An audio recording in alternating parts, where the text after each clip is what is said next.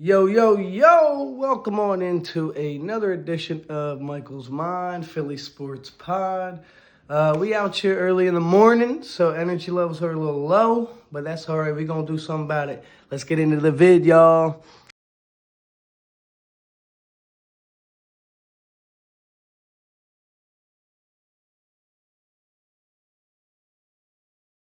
So we got a couple things to talk about. I'm going to try and make it quick. I'm going to try and make it clean. Uh, Number one, woke up to see Embiid has not returned to basketball activities on the court. I mean, I knew it.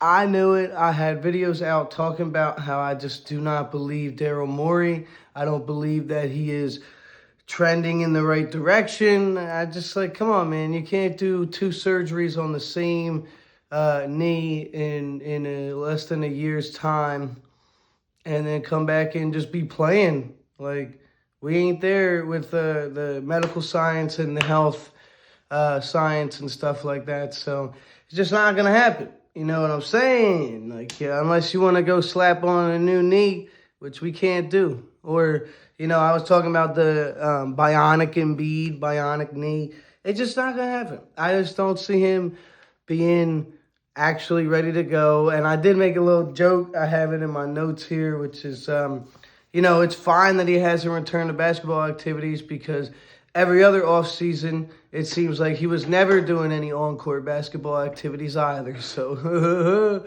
I'm just playing, man. Not ideal. It's really not ideal. Did I really believe that he was going to be back? Nah. But, was there, a little hinge, a little hingy? Yeah, there was. But he ain't going to be. I mean, he played 19 games last season. Is the benchmark for him to play more than 19 games this upcoming season? One would hope. But, all right, let's move on. A little tidbit from Maxey. He wants to be more of an off-ball player, more of an off-ball kind of guard, which is a little odd because, he also said in that same breath he would like to improve his playmaking, which is good, but how do you become an off-ball player while improving your playmaking?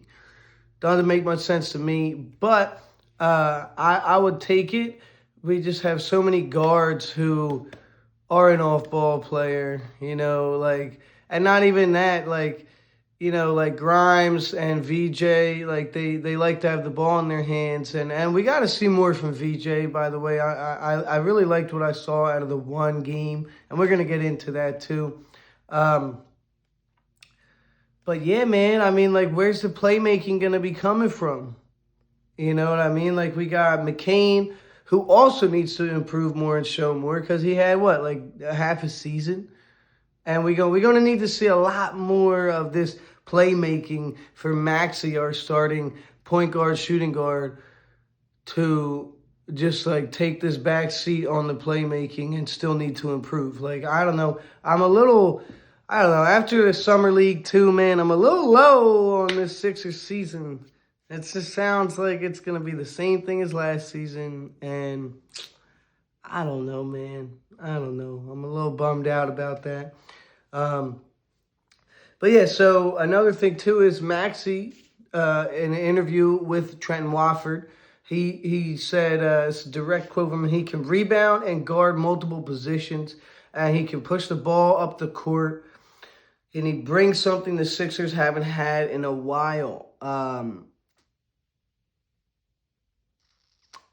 I guess that's my answer to where the playmaking is going to be coming from, I guess. I don't know. Can we really rely on Trenton Wofford to be this, point forward? I don't know, man. I'm going to need some more scoring from I did like that he said that he can rebound. And look, they're friends, so he's going to say those things. He's going to stick up for his buddy.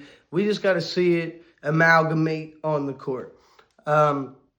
Now we're going to move into the Summer League disappointment. I'll be calling it the Bummer League now because, VJ Edgecombe was out. We don't got to get into all of that. I'm sure there's so much that people are talking about VJ that you guys have seen.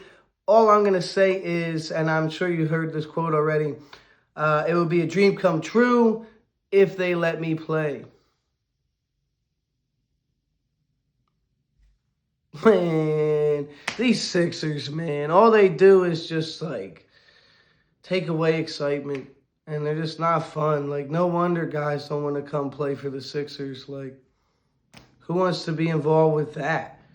And, even if he is injured, like, I don't even know if he is or not, but no matter what, it's a Sixers rookie curse that you're going to get some sort of injury.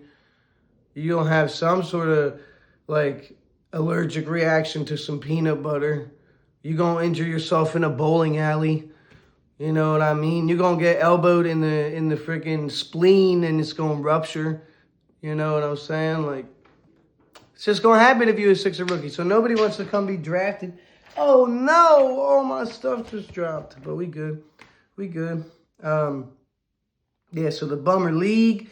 We're going to get into some more things. But it's just like, the miscommunication between the medical staff to the general manager who's saying, oh, it's a wrist injury. And then, oh, but it started out as a thumb contusion. Now it's a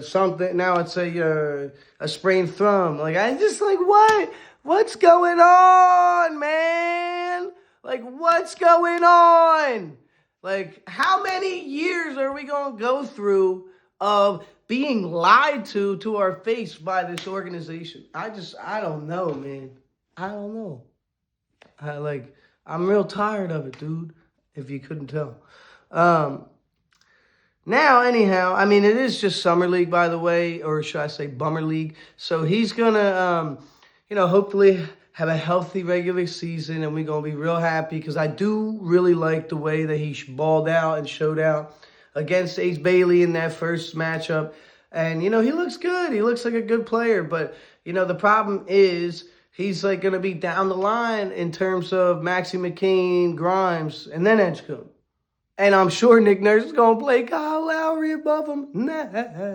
All right, for real, this video is going on too long. Adem Bona, I got a question here. Does he look ready to y'all?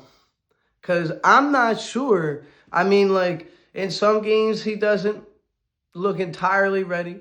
And he's got a very unique way of scoring. I love how he attacks the rim, you know what I'm saying? I love how he'll be dribbling the ball for a dribble handoff. And, he'll just decide, like, all right, what are you doing? Because these guards, because these guards in the Summer League, like, what are they doing, man? What are they doing? They don't know how to set up a big. They don't know what they doing, man. So, like, he'll just, like, be dribbling. He was doing this a little bit in his rookie season too. Dribble, and then just snatch and go and, like, hit that rim hard. Some games he didn't look too hot, and then this most previous one against Charlotte, he definitely looked good, looked way better than he had beforehand, which is like why I'm here unsure, asking y'all if you think he's ready. Because I don't know. I mean, I got to see him against some real NBA talent. Like, these guys are like, come on, man. And so I might need to eat some crow on Janai Broom. He's just like, he's all right. I literally have here, like, he is meh. And like, we expect that from a rookie. It's just the unathleticism, which, I did say, some stuff about that earlier on, that it may not be a problem.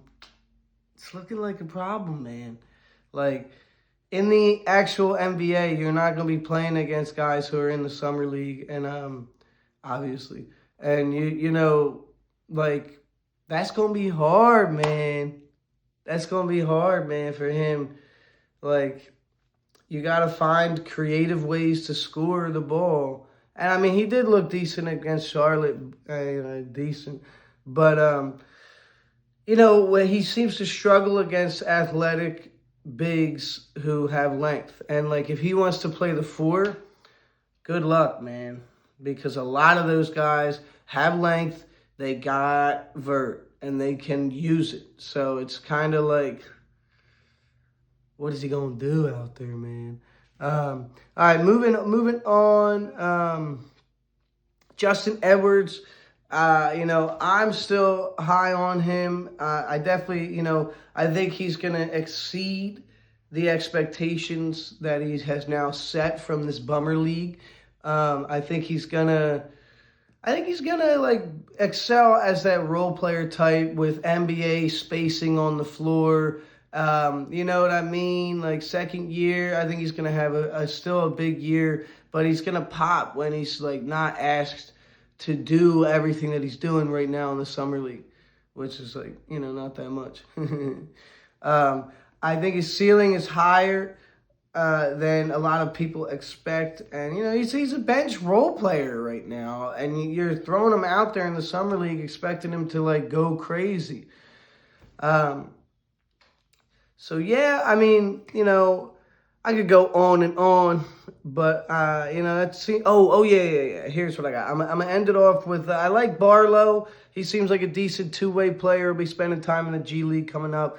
I do like that. I'm just concerned about the playmaking from all these guards that we seem to have compiled up. Like, we don't have a true playmaker. Y'all could say McCain, but, like, have we seen enough of a sample size from him?